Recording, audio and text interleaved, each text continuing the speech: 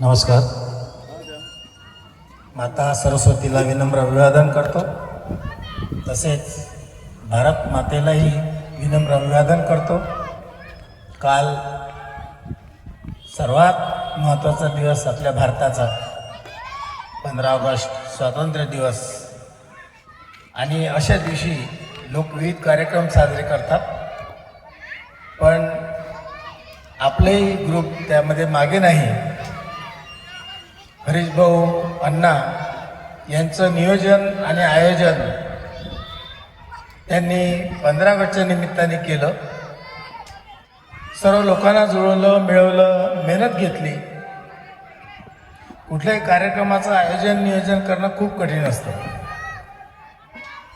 आणि त्यामध्ये किती श्रम पडतात हे त्यालाच कळतं जेव्हा आपण त्याच्यामध्ये शिरतून स्वतः करतो. आपल्याला त्याची झड पोचत नाही, पण जो करतो त्याला तर शेवटच्या क्षणापर्यंत आपण तर निघून जातो, पण ते काम त्याचं चालूच असतं. काल 2 वाजेपर्यंत जागले म्हणतात ते, म्हणजे श्रम पडतात. आणि महत्त्वाची गोष्ट म्हणजे आपल्या सर्व मित्रमंडळींनी, लेडीज जेंट्स यांनी खूप मनापासून उत्साहाने त्यात भाग घेतला. खूप खूप छान गाणी म्हटली, सुंदर गाणी म्हटली, खूप आवडली. आणि तो कार्यक्रम असं हृदयामध्ये कसं अमिट झाला. कुठलाही कार्यक्रम हृदयामध्ये अमिट होण्यासाठी मेहनत लागते आणि तो तसा व्हावा लागतो. सुंदर गोष्ट लवकर आपल्या मनात राहते आणि जी सुंदर नसते ती मनात राहत नाही आणि ठेवू पण नाही. म्हणून कालचा अविस्मरणीय प्रसंग हा खूप स्मरणात राहील. आणि त्याच्यामध्ये ज्या गोष्टी केल्या, ठेवल्या, त्याचं आयोजन केलं, स्टेज किती छान होतं. स्टेज पाहून मलाही छान वाटलं. आणि भारत मातेचा फोटो हा एवढा सुंदर होता की माझी तर खूप इच्छा होती की तिथे जाऊन आपण सगळ्यात आधी गाणं म्हणावं.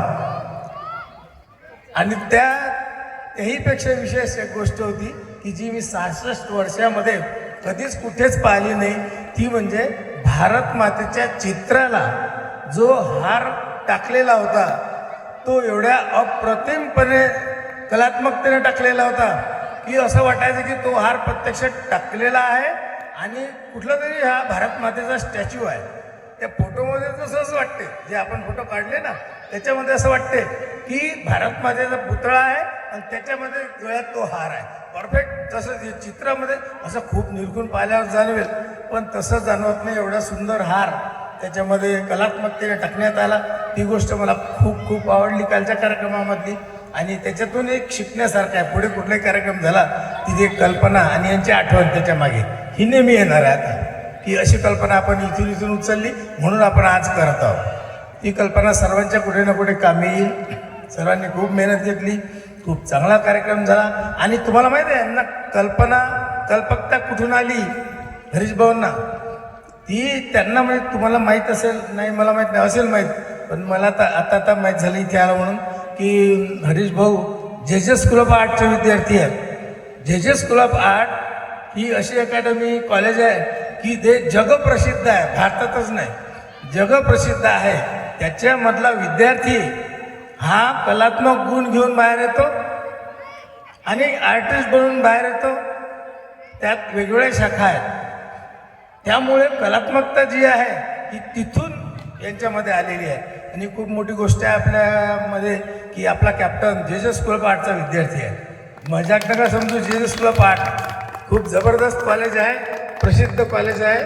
जगातून विद्यार्थी तिथे शिकायला येतो. अशा कॉलेजमध्ये भाऊ शिकले म्हणून त्यांना अशा नवीन नवीन कल्पना सुचतात. आता येणाऱ्या 26 तारखेला आपला दुसरा कार्यक्रम स्टेजवरचा आहे. त्याची मेहनत आपल्याला करावी लागेल. उरले 9-10 दिवस.